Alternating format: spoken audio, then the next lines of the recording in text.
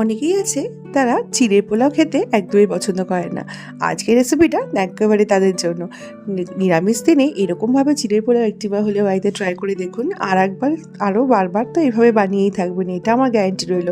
কারণ খেতে কিন্তু ভীষণই সুস্বাদু হয় আর ভীষণই ঝরঝরে হয় এই রেসিপিটি। মানে সকালের ব্রেকফাস্ট হোক বা বিকালের টিফিনে এই রেসিপিটি কিন্তু সহজে আপনারা বানিয়ে নিতে পারেন।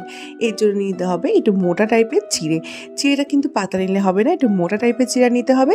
প্রথমেই চিড়াটাকে ভালো করে একটু জল দিয়ে কষলে কষলে ধুয়ে নিতে হবে। ধুলে দেখবেন চিড়ার মধ্যে থেকে প্রচুর পরিমাণে ইম্পিউরিটিস বেরোবে। এই যে জলটা, এটাকে ভালো করে 2-3 বার মানে ফেলে দিয়ে ধুয়ে তারপরে জল ঝরিয়ে চিড়াটাকে এইভাবে রেখে দিন একটু সেট হওয়ার জন্য। এইতে কী হবে, চিড়ার মধ্যে বাকি জলটুকু সোক করে নেবে। অপরদিকে কড়াইতে 2 চামচ সাদা তেল দিয়ে দিচ্ছি। এবার আমি একটা বড় কাপ চিড়ার অনুপাতে বলছি, দিয়ে দিচ্ছি গোটা গরম মশলা। তার মধ্যে একটুখানি ওই তেজপাতাটাকে একটু ভেঙে নিয়েছি। গোটা গরম মশলা ফোড়ন দিয়ে এর মধ্যে প্রথমে আলু দিয়ে দিতে হবে। এর মধ্যে গোটা গরম মশলা শুধু ফোড়ন দেবেন, কোনো রকমের জিরা দেবেন না। আলুটাকে গোটা গরম মশলার সাথে ভালো করে একটু নেড়ে চেড়ে নিচ্ছি। প্রথমেই কোনো নুন বা হলুদ দিইনি। এবার দিয়ে দিচ্ছি 1 মুঠো গাজর আর 1 মুঠো বিনস। অনেক সময় ভেজিটেবলস বাড়িতে অ্যাভেলেবেল থাকে না, সেক্ষেত্রে কিন্তু বিনস গাজর ছাড়া শুধু আলু দিয়েও কিন্তু রেসিপিটি করে নেওয়া যায়। দিয়ে দেবো স্বাদ অনুযায়ী নুন আর সামান্য একটু হলুদের পরিমাণটা একটু অল্পই দিয়েছি। চাইলে কিন্তু আপনারা হলুদ ছাড়াও রেসিপিটি সাদাভাবে করতে পারেন, দেখতে খুব সুন্দর লাগে, তবে হলুদ দিলেও খারাপ লাগে না। এবার এটাকে ভালো করে ভেজে নেব। আর ঝালের জন্য এখানে আমি আমার বাড়িতে গাছ পাকা কিছু পাকা লঙ্কা ছিল, সেই পাকা লঙ্কাগুলোকে কুচি কুচি করে কেটে নিয়েছি, সেই লঙ্কাটা দিচ্ছি। তো আপনারা নর্মাল কাঁচা লঙ্কা বা পাকা লঙ্কা যেটা অ্যাভেলেবেল থাকবে সেটা দেবেন। শুকনো লঙ্কা গুঁড়োটা এর মধ্যে খুব একটা ভালো লাগে না, তো চাইলে অ্যাভয়েড করে নেবেন। এবার এর মধ্যে মানে আলুটা ভালো করে যখন ভাজা হয়ে যাবে, তখন এর মধ্যে দিয়ে দেবো একটুখানি 1 চামচের মতো আদা বাটা দিয়ে এবার এটাকে ভালো করে একটুখানি মিশিয়ে নিচ্ছি।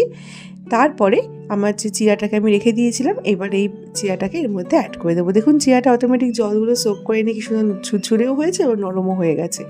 এবার চিড়াটাকে ভালো করে এর মধ্যে দিয়ে দিচ্ছি। চিড়াটাকে দিয়ে দেওয়ার পরে চিড়াটা আর একটু নুন দিয়ে দেবো, যাতে নুনটা ভালো করে চিড়ায় বসে। স্বাদ অনুযায়ী নুনটা দিচ্ছি। আর দিচ্ছি এলাচটাকে আমি একটু গুঁড়ো করে নিয়েছি, 4-5টা এলাচকে গুঁড়ো করে নিয়েছি, সেই 4-5টা এলাচ গুঁড়ো আর 1 চামচের মতো গরম মশলার গুঁড়ো, আর দেবো 1 চামচের মতো চিনি, আর সামান্য একটু ইয়েলো ফুড কালার এখানে আমি গুলিয়ে নিয়েছি 2-3 চামচের মতো, সেই ফুড কালারটার মধ্যে অ্যাড করে দিলাম। এইবার এটাকে ভালো করে মিশিয়ে নেওয়ার পালা। ফুড কালারটা অপশনাল, ফুড কালারটা দিলে কি হয়, কালারটা ভীষণই সুন্দর আসে, দেখতে ভালো লাগে। তবে আপনাদের বাড়িতে বাচ্চা খেলে অথবা বৃদ্ধ কোনো মানুষ খেলে ফুড কালারটা স্কিপ করবেন। নর্মাল যে অল্প হলুদ দিয়েছেন, সেই অল্প হলুদেই কিন্তু একটা হালকা হলদি কালার আসবে। আমি এখানে দেখাবার জন্য ফুড কালারটা ইউজ করেছি। ফুড কালারটা না দিয়েও কিন্তু এটা করতে পারেন। ঠিক না আবার একটু আগে এটাকে ভালো করে নেড়ে চেড়ে 1 চামচের মতো 1 থেকে 2 চামচের মতো ঘি উপর দিয়ে ছড়িয়ে দেবেন, দিয়ে এটাকে ভালো করে মিশিয়ে নেবেন।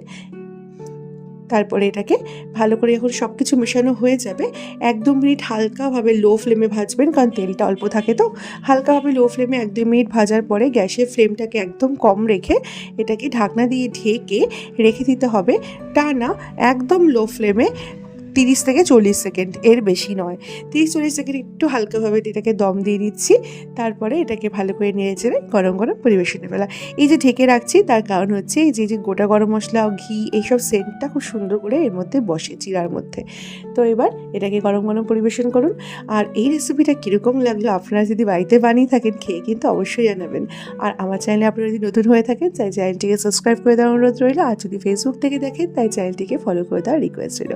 আজকের মতো এই পর্যন্তই। Thank you for watching this video.